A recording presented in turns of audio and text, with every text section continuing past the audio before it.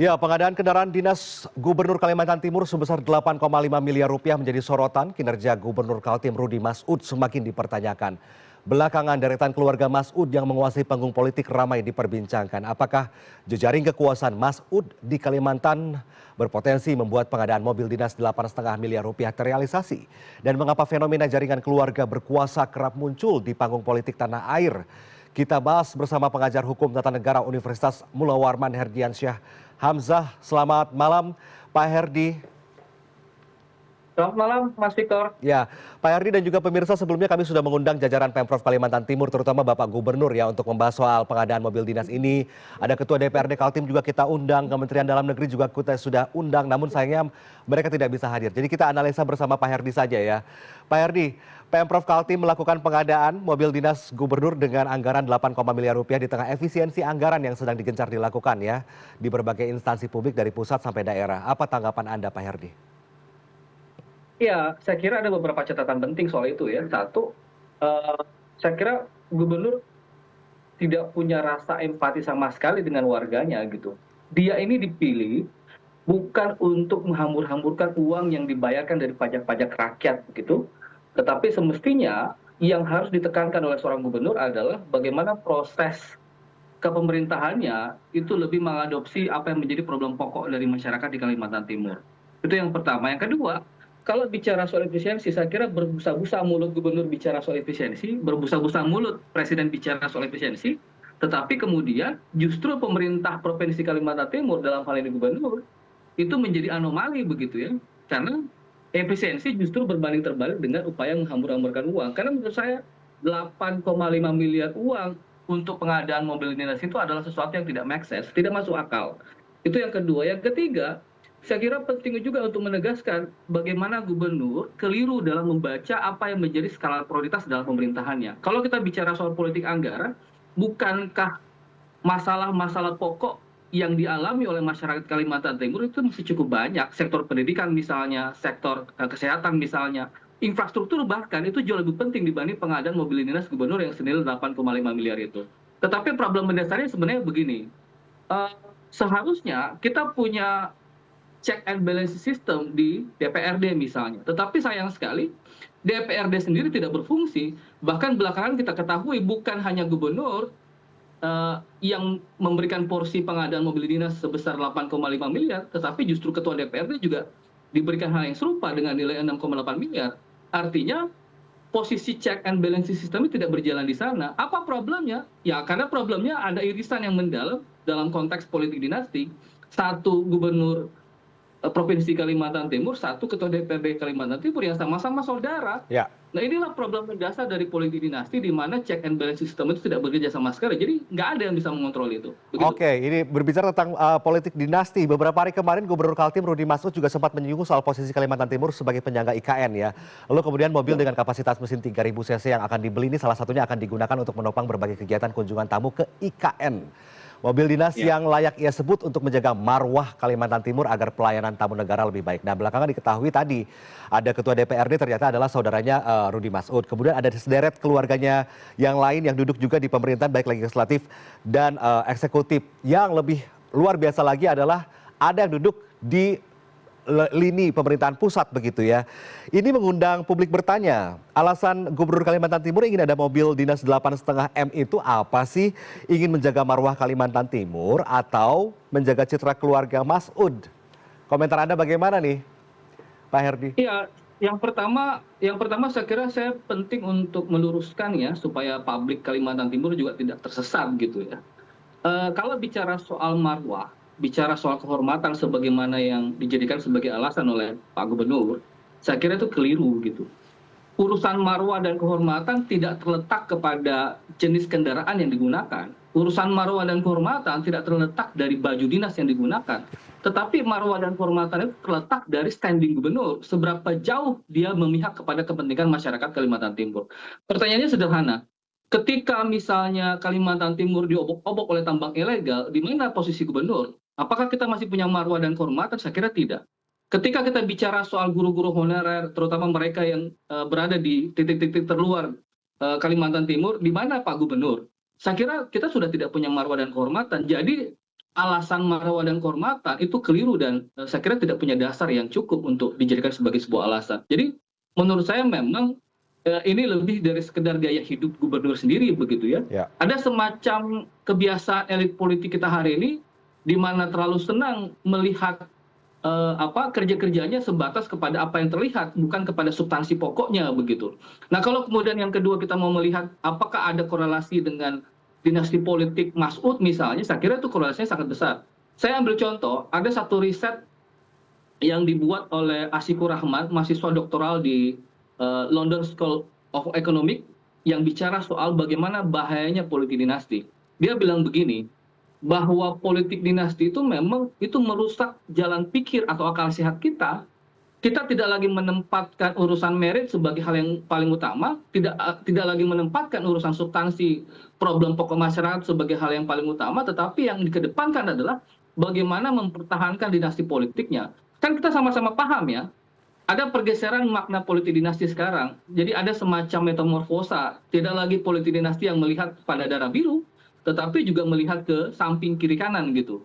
Apa yang seringkali kita sebut sebagai dinasti 2.0. Jadi kalau teman-teman membaca bagaimana dinasti politik itu bekerja, itu tidak lagi sekedar orang-orang di sekelilingnya yang punya pertalian sedarah, tetapi juga bicara soal kolega dan kawan-kawannya begitu. Jadi apa yang terjadi di Kalimantan Timur itu memberikan pesan kepada kita bahwa ya metamorfosa dari dinasti politik itu berkembang jauh, tidak lagi melihat kepada secara vertikal tetapi juga secara horizontal, di mana hal-hal semacam inilah kemudian yang membunuh bagaimana cara berpikir kita di dalam pemerintahan. Makanya ketika kemudian muncul isu soal mobil dinas 8,5 miliar, itu bukan hal yang mengagetkan. Saya sendiri di tahun 2019 itu pernah menulis bareng KPK dan Origa Nusantara tentang korupsi dan politik dinasti di Kalimantan Timur. Bahkan kita memberikan semacam uraian bahwa ada keterkaitan erat antara dinasti politik dan korupsi kalau kita baca di berbagai macam referensi. Salah satu yang saya sebutkan tadi, disertasinya Asikur Rahman yang dibuat di London School of Economics itu. Begitu. Oke. Pak Herdi, ini klan atau keluarga menguasai panggung politik ini kerap muncul di Indonesia sebagai negara demokrasi ya. Di Banten juga pernah ada, masih ada begitu. Dan menurut Anda ini bisa dinormalisasi atau tidak nih? Karena ketika ada kebijakan yang diambil oleh satu pejabat, ia akan semakin percaya diri ketika ada keluarganya juga yang berkuasa di depan, di belakang, di sampingnya begitu. Mengapa fenomena dinasti politik keluarga ini kerap terjadi di Indonesia? Kira-kira apa akar permasalahannya, Pak Herdi? Iya, sebenarnya kalau kita lihat bicara soal dinasti politik itu sudah berkembang jauh sebelumnya begitu ya. Kita bisa melihat misalnya di Amerika Serikat ada klan Bush di sana, George Bush, kemudian ada anaknya George Bush Junior dan lain sebagainya. Bahkan kita sudah pernah bisa melihat dan belajar bagaimana klan Nehru Gandhi di India itu bahkan 7 turunan. Bahkan di Filipina juga terjadi hal serupa gitu. Ferdinand Marcos, kemudian klan Duterte dan lain sebagainya. Pertanyaannya, kenapa di Indonesia juga terjadi hal-hal seperti ini? Satu, ada semacam kegagalan dari partai politik bagaimana membangun kader-kader yang memang berdasarkan habit system sebagaimana kompetensi dan profesionalitasnya. Yang terjadi sekarang, partai politik justru disandra oleh orang-orang yang sejatinya adalah mereka yang punya modal besar begitu. Jadi partai politik bisa dikatakan adalah partai yang dimana kekuasaan penuh ada di tangan kepada para pemodal ini. Jadi partai politik sebenarnya disandra. Jadi tidak mengherankan kalau kemudian dinasti politik itu bertumbuh karena klan di dalam partai politik itu dibiarkan begitu saja. Ada semacam upaya untuk menormalisasi itu. Yang kedua, kegagalan terbesar dari partai politik yang menumbuhkan klan politik dinasti ini adalah partai politik gagal bersenyawa dengan masyarakat. Sehingga partai politik seolah-olah terpisah dari kritik publik. Siapa yang mau mengevaluasi partai politik kalau bukan publik? Yang terjadi kan seperti itu. Jadi kegagalan partai politik itu bisa kita katakan linear dengan bagaimana peningkatan grafik politik dinasti termasuk yang terjadi di Kalimantan Timur. Hampir semua partai politik di bawah kendali para pengusaha. Ini yang sering kita juga sebut sebagai kendali dari kaum oligark. Sepanjang kelompok-kelompok oligark ini mengendalikan partai politik, mereka para pemilik modal mengendalikan partai politik, maka jangan pernah berharap politik dinasti itu bisa kita singkirkan dalam ruang politik kita. Memang betul kata orang bahwa setiap orang punya hak yang sama, bahkan dijamin di dalam undang-undang. Tetapi prakteknya selama ini Bahkan riset Asikur Rahman tadi ketika bicara soal politik dinasti, ada pertalian yang sangat erat antara dinasti politik dengan kerentanan terhadap tindak pidana korupsi. Jadi apa yang terjadi di Tangerang misalnya, apa yang terjadi di Bogor misalnya, termasuk kekhawatiran kita yang terjadi di Kaltim juga hal serupa. 2020 kan itu sudah terbukti. Ketika klan dinasti di Kutai Timur itu sempat dikenakan OTT oleh KPK, Ismundana dan istrinya, yang sama-sama memegang jabatan di dalam satu daerah tertentu. Suaminya adalah Bupati Kutai Timur, sementara istrinya adalah Ketua DPRD Kutai Timur. Dan itu kan menjadi semacam fakta yang mengkonfirmasi betapa ruang politik dinasti begitu rentan dengan tindak pidana korupsi. Ya. Begitu. Ya, ini patut untuk diwaspadai begitu ya. Kita beralih topik juga nih. Pengadaan kendaraan dinas ini kan mengacu pada Permendagri nomor 7 tahun 2006 katanya, di mana disebutkan kendaraan dinas kepala daerah bisa berjenis sedan dengan maksimal kapasitas mesin 3.000 cc atau jenis Jeep 4.200 cc. Sampai saat ini mobil dinas gubernur ini memang belum dibeli begitu ya. Rudi Masud berdalih kemarin alasannya pembelian mobil 8,5 M ini hanya untuk menegakkan dan ikut aturan yang ada.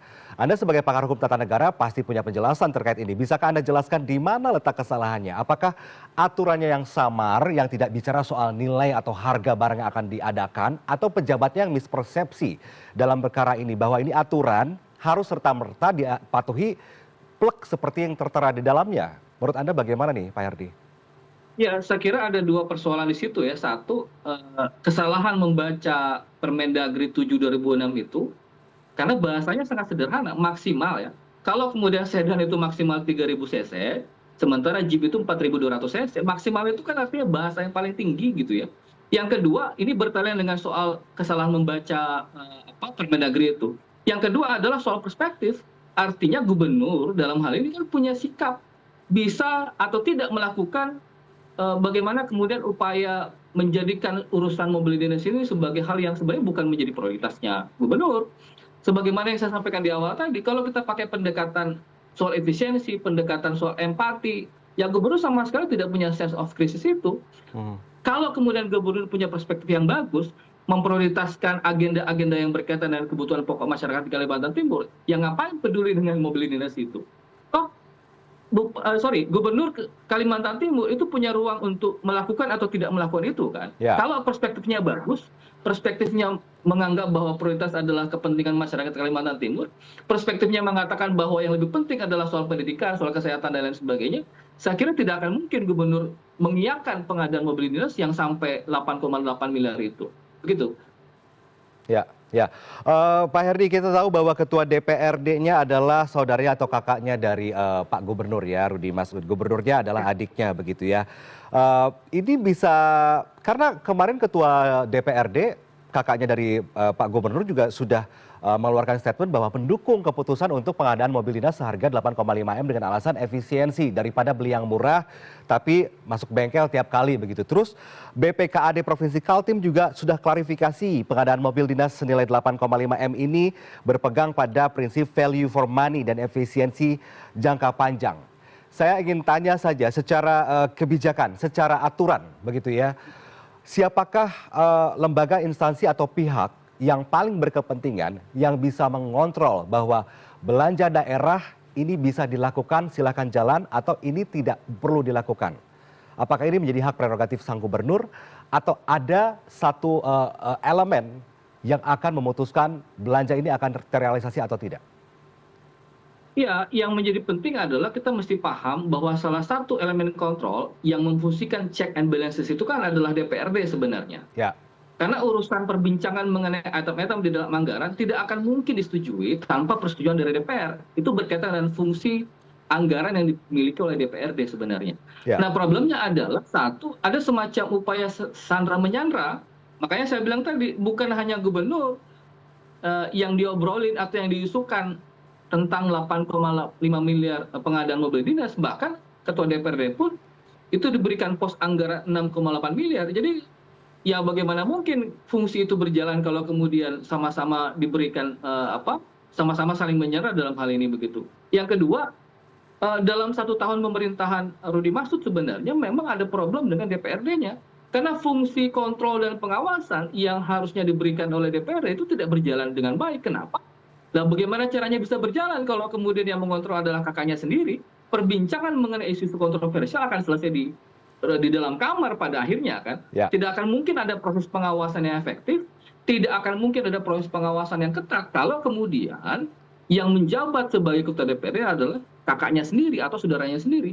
Nah, inilah problem mendasar dari bagaimana politik dinasti itu menjadi hal yang menghambat proses pertumbuhan, proses pembangunan yang ada di satu daerah, termasuk apa yang terjadi di Kalimantan Timur. Jadi ada semacam sikap yang pesimis dari publik, tidak akan mungkin DPRD sebagai sebuah lembaga itu mampu mengontrol dengan baik kekuasaan eksekutif dalam hal ini gubernur, kalau kemudian kekuasaan itu terletak atau diberikan kepada saudara gubernur sendiri begitu. Jadi dasar sebenarnya di Kaltim juga termasuk dalam soal urusan politik dinasti ini, dan jauh hari sebelum keterpilihan gubernur dan ketua DPRD yang notabene adalah adik kakak, kita sudah mengingatkan itu, kita sudah memberikan semacam early warning kepada publik bahwa urusan kontrol dan pengawasan DPRD terhadap gubernur mustahil quote and quote bisa berjalan kalau kemudian ini diletakkan kepada urusan kekeluargaan atau dinasti politik. Begitu, Mas. Oke, rencananya sudah ada, rencana pengadaan sudah ada, persetujuan nanti oleh DPRD dan juga pihak-pihak tertentu. Tapi kita ingin sekali menunggu statement dari Kementerian Dalam Negeri karena berfungsi sebagai melakukan pembinaan dan pengawasan terhadap gubernur di seluruh daerah di Indonesia. Salah satunya. Terima kasih banyak Pak Herdiansyah Hamzah telah bergabung bersama kami di Prime News. Sehat selalu, selamat malam Pak Herdi. Selamat malam Mas Victor, terima kasih.